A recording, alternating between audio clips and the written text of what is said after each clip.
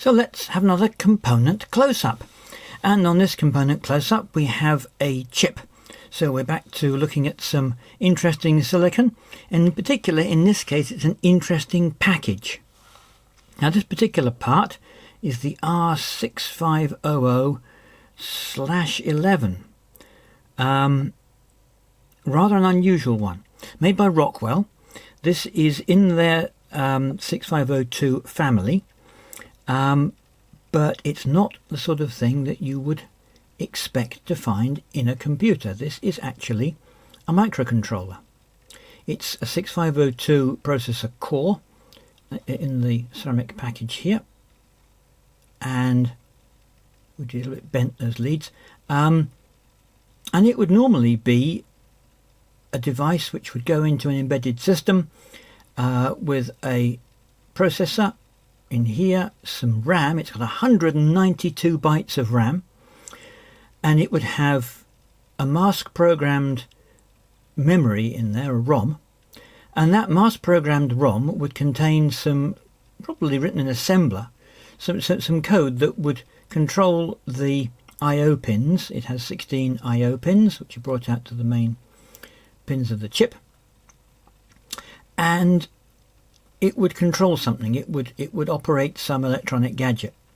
So with this sort of thing integrated in this way, you've got a processor, and you've got RAM, and you've got ROM, and you've got I/O devices like parallel ports, and you've got a timer, and you can have interrupts, all that sort of thing configured up.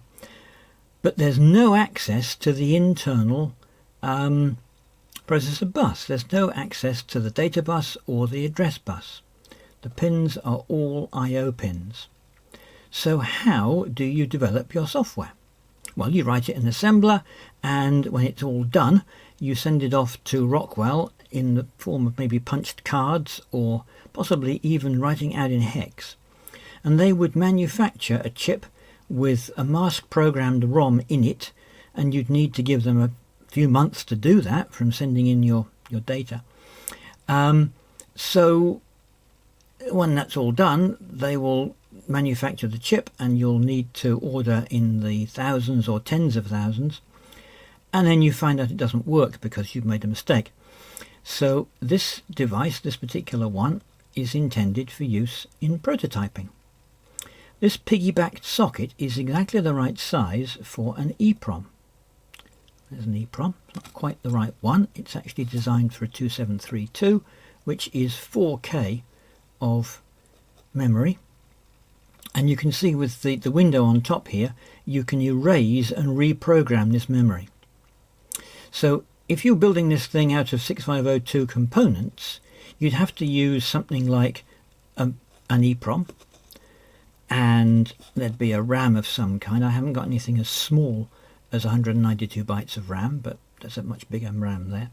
You'd need your 6502 main processor chip, there it is, and you'd need some kind of parallel port, maybe a 6522 like that one, and then you'd need to squeeze in a timer of some sort as a 68B40.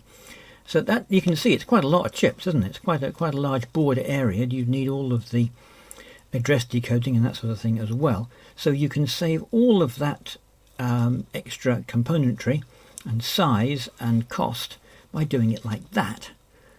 All that's built in here. But the only way you can debug your software is to use the EPROM stuck on the back here. So this was a specially produced chip, specially packaged chip I should perhaps say. It doesn't have the ROM. It probably has the ROM, but it's disabled in some way. And it brings out the bus, just enough of the bus on these EPROM pins, enough of the address and data bus to be able to address the EPROM, and you can then program this in your EPROM programmer that any engineer at the time would have. This is an early 80s thing, and you would erase this with an ultraviolet light. So you do your development using EPROMs, plug them into your specially packaged chip, plug your specially packaged chip into your PCB that has whatever other devices you need. Once you've got the software right, you then know that's the good version of my EPROM, and then you can send that somehow, by whatever means, to Rockwell. Rockwell manufacture thousands and thousands of mask-programmed 6500 microcontrollers, and the job's a good one. So there we have it. That's the component close-up for today. The Rockwell prototyping piggyback memory gadget, specially packaged chip. This chip package, you can see this part of the chip would normally be in the middle. What on earth's under there, I don't know. Could be some extra address decoding for the EPROM. It could be a buffer chip of some kind. It looks like there's another chip under there, so there's actually, by the looks of it, 2 chips in here. And how that socket is held on, I have no idea. I'm not going to attempt to find out because I don't want to break the darn thing. You can see it's all gold ceramic, got gold plated pins and a purple ceramic carrier. Date code 8219, so 1982, week 19. I think I picked this up on eBay some years ago just for fun to see what it looked like. It was one of those things that I'd seen pictures of but hadn't seen in reality. So if you were developing a microcontroller, and the microcontroller these days would be something like a PIC or an AVR chip or some of the smaller variations on the ARM processor. Microcontroller would be a thing that has a processor and ROM and RAM and I/O usually these days. It would have things like a parallel port and a serial port and some analog in capabilities and maybe analog out, certainly PWM. This thing probably has PWM of some sort, but it doesn't have any analog ins, it doesn't have a serial port, it has a timer. As I say, that would replace quite a large number of chips on your main board. So there's the component close-up for today, the Rockwell 6500 series microcontroller in its prototyping form.